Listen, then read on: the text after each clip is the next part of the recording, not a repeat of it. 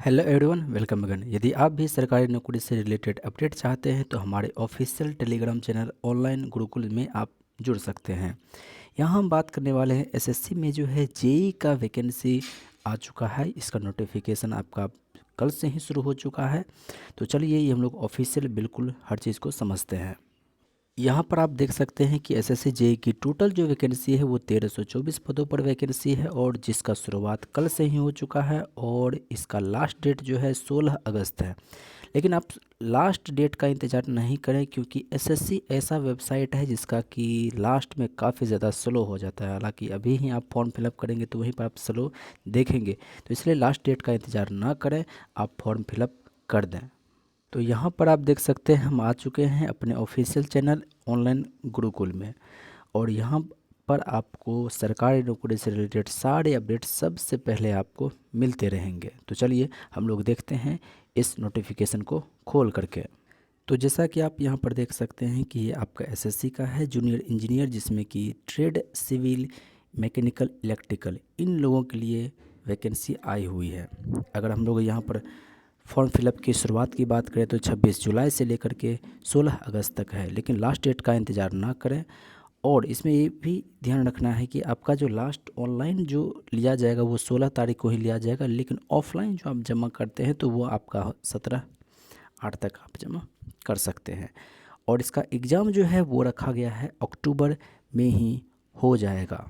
तो चलिए इसके बाद हम लोग देख लेते हैं फटाफट से इसका इम्पोर्टेंट कुछ चीज़ें। यहाँ इम्पोर्टेंट यहाँ पर डेट से रिलेटेड कुछ इम्पोर्टेंट चीज़ को हम यहाँ पर मेंशन कर दें कि आपका जो भी एजुकेशनल क्वालिफ़िकेशन है वो 16 अगस्त तक में कंप्लीट हो जाना चाहिए, ठीक है। और जैसा कि आपको पता होगा कि इसमें जो एज की बात होती है वो 30-32 लिया जाता है, तो काफ़ी ज़्यादा आपको एज मिल जाता है। लेकिन ये ध्यान रहे कि उस एज का जो कैलकुलेशन होगा वो 1 अगस्त को ही काउंट किया जाएगा। देख सकते हैं यहाँ पर एजुकेशनल क्वालिफ़िकेशन 16 अगस्त को देखा जाएगा और एज को जो है वो 1 अगस्त के अनुसार देखा जाएगा। हालांकि यहाँ यदि आप यहाँ पर SC ST में आते हैं तो आपको 5 साल का छूट मिल जाता है। वहीं पर यदि आप OBC से आते हैं तो आपको 3 साल का छूट मिल जाता है। वहीं PWD से आते हैं तो आपको अच्छे खासा आपको एज में रिलैक्सेशन देखने को मिलता है। अगर हम लोग यहाँ पर वैकेंसी की बात करें तो जैसा कि हमने आपको बता ही दिया है कि टोटल जो वैकेंसी है 1324 है, लेकिन इसमें आप सबको अलग अलग यहाँ पर देख सकते हैं कि इसमें कितनी वैकेंसी है। टोटल वैकेंसी अगर देखें तो 1324 वैकेंसी आपको देखने को यहाँ पर मिल जाता है। अब जो सबसे ज़्यादा इम्पोर्टेंट चीज़ है वो है आपका एग्ज़ाम से रिलेटेड। एग्ज़ाम जो होता है वो पेपर 1 पेपर 2 दो होता है, यानी कि एक पीटी होता है, दूसरा मेंस होता है, यानी प्री और मेंस।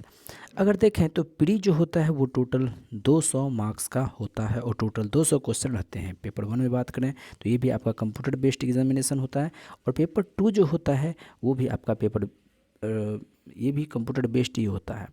पहला वाला जो होता है वो जनरल होता है, इसमें स्क्रीनिंग की जाती है। जैसे कि आप देख सकते हैं कि रीजनिंग से सवाल आपका रहता है 50 नंबर का और सभी सवाल जो है एक एक नंबर के ही रहेंगे, तो 50 नंबर हो गया। जनरल अवेयरनेस जो है वो भी 50 क्वेश्चन और 50 नंबर का रहता है। और फिर अगर अपने अपने ट्रेड को लेकर के यदि आप सिविल से हैं, यदि आप इलेक्ट्रिकल से हैं या फिर मैकेनिकल से हैं तो उससे रिलेटेड 100 नंबर का 100 सवाल रहेगा और 100 नंबर का रहेगा। टोटल यहाँ आपको 2 घंटे का एग्ज़ाम चलता है जिसमें कि टोटल 200 क्वेश्चन रहते हैं, यानी कि यहाँ हम बात करें तो 120 मिनट दिया जा रहा है कितने क्वेश्चन के लिए, तो 200 क्वेश्चन के लिए। तो काफ़ी ज़्यादा टफ तो है ही, यही तो एसएससी का नियम है, इसी तरह से चलता ही है।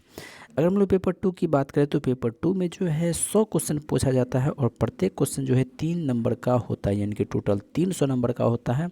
और पेपर 2 भी जो है आपका 2 घंटे का ही एग्ज़ाम होता है और ये भी कंप्यूटर बेस्ड एग्जामिनेशन है। ये आपके केवल ट्रेड से संबंधित है, ठीक है साथियों। ये दोनों चीज़ों को बढ़िया से देख सकते हैं, समझ सकते हैं।